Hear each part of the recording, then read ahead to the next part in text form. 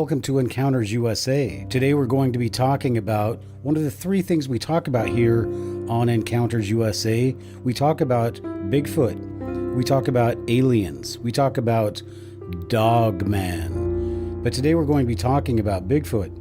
And in particular, we're going to be talking about what we do here at Encounters USA, and that is we look at scientific evidence and we look at things that people don't normally look at because people are still hung up on things like, do they exist?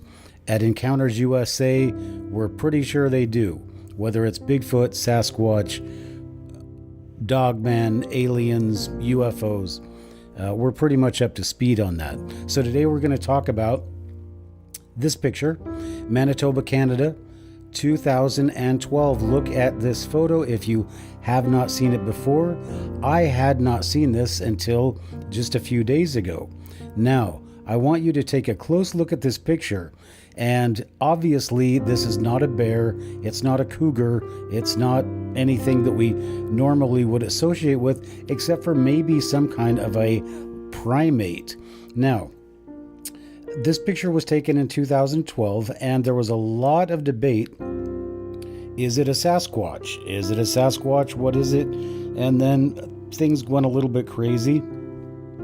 People manipulated the picture around like here, and then they started coming up with all kinds of different things. Oh, there's a face here, and yada, yada, yada. And you could almost argue, if you're going to go that route, there's two creatures here, right? Or it's just playing an amazing game of Bigfoot Twister. But anyway, there's all this argument about, is it a Bigfoot? Is it, is this the face? Whatever. And all these things that, are, I guess, important, but everybody is missing the big picture. And the most important picture of all is this. And before we get into that, take a look at this picture. This is taken relatively recently. It's 2019, I guess it's 2015. So this is from a game camera picture, whatever, right? So you see that? I want you to, remember that. Now here's one from Washington State. This really does look like something from a zoo. I don't know if that's what a Bigfoot looks like, but again, a game camera. There is a actual real vegetation there, and I guess we don't need to go that way. So we've got that, and we've got that, and now let's go back to this picture. Now, let's not go. Let's just do this back here one more time. Okay, I want you to notice something. How does a game camera work? A game camera works on motion. Otherwise, it would just be there constantly filming. But they don't take pictures until there is motion, right? So that's how this picture was taken, and that's how this picture was taken. The thing moved in front, and then it triggered the, infrared, whatever, and took the picture. So my question for you, my friends, is this. If these cameras are detected by motion, and this Bigfoot is sitting there on the ground, how did it get here?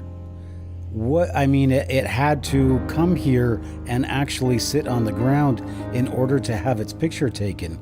And this is the only picture that is available from the trail cam.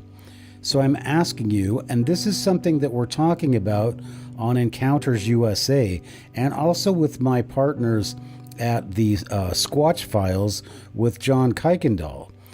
We're talking about how there could possibly be a connection that we don't really understand about the three things that I have on Encounters USA: the Dogman, the Bigfoots, and the aliens. So if somebody can come forward and tell me how this creature managed to come into this camera without triggering it and then sit down on the ground without having a picture taken until it was sitting on the ground, then that would be a really nice. I'd like to hear somebody explain that. Because they're triggered by motion, and there's only one other explanation as to why that Bigfoot did not trip the camera.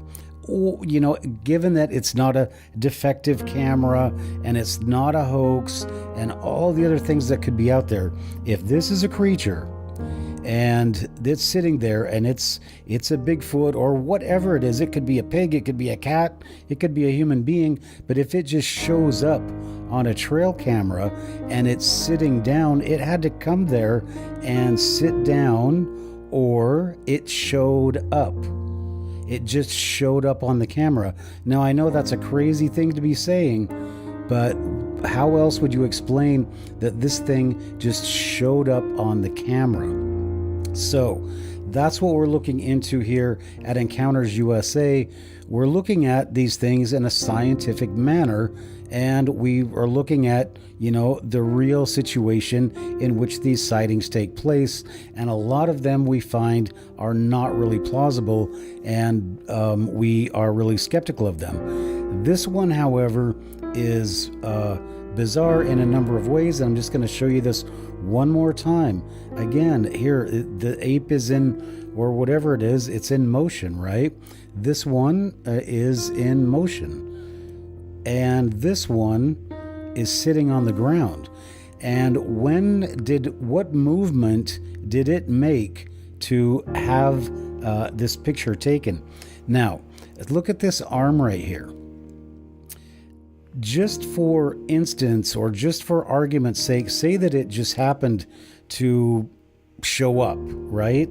It's going to be disoriented. It's not going to, you know, it's just here. It's going to have to steady itself. Why is it on the ground?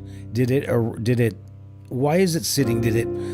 If it was like beamed down or whatever, was it beamed down and did it fall down because it's just disoriented? Or it beamed down in a sitting position and it's steadying itself? But a creature that is this strong, why would it need to steady itself? So I think that for whatever reason, that this arm is here, it is there, and that movement triggered the camera, and I think that it was made to steady itself. So, barring everything else, a hoax, whatever, this could be, you know, a couple of, you know, carpets or something stacked together, but barring all of that and saying that this is the actual head and this is the arm of this creature, and this really looks like the structure of a forearm and an elbow and a tricep, then this is a really hard to explain as to how this thing got here. So this is Encounters USA. This is one of the things we're looking at Encounters USA, among the many things. We look at UFOs and we look at the Dogman encounters as well. So, for this episode, for this segment, we're just going to have to say this is a really strange one.